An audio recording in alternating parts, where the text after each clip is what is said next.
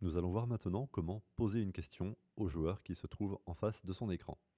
Pour cela, nous allons commencer par sélectionner notre lutin et vous savez certainement comment lui faire dire quelque chose.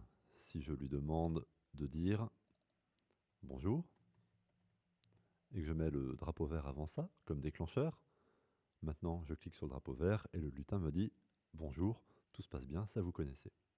Mais si à présent je demandais une question au joueur, je vais utiliser autre chose, je vais passer par un capteur. Et on a un capteur qui va beaucoup nous intéresser, qui s'appelle demander. À la différence du texte, demander pose une question et attend que l'on écrive une réponse. Si je demande par exemple, comment t'appelles-tu? À présent, lorsque je clique sur le drapeau vert, le lutin me demande comment je m'appelle, mais surtout, j'ai une case où je peux saisir ma réponse. Alors admettons que je m'appelle John. Je valide. La réponse a été enregistrée, mais après, on n'en fait rien. Ce serait bien de pouvoir utiliser cette réponse pour quelque chose. Voici ce que nous allons faire. Nous allons utiliser le petit objet réponse, qui est comme une variable, mais qui en fait contient la réponse de la question posée juste avant.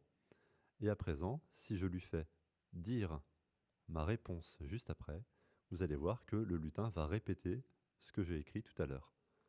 Drapeau vert, il me pose la question, je m'appelle toujours John, et lorsque je valide, il va me dire la même chose, il va répondre John. Et si maintenant j'aimerais qu'il me salue et qu'il me dise bonjour John, comment est-ce que je vais faire? Une option pas très efficace serait de rajouter le bloc bonjour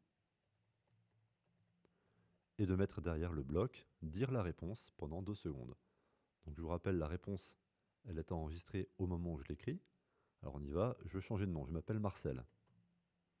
Je fais entrer, il me dit d'abord bonjour, puis il me dit Marcel. Et si je veux qu'il me dise les deux à la fois, regardez comment nous allons faire. Nous utilisons un opérateur qui s'appelle regroupe. Et donc ça permet d'assembler deux éléments l'un avec l'autre. Si je lui dis par exemple de mettre bonjour, je rajoute un petit espace après, et derrière, je mets ma réponse.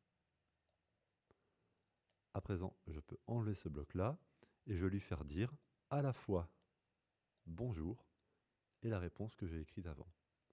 Alors c'est parti, je m'appelle Roméo, je valide, et il me dit bonjour Roméo. Et voilà.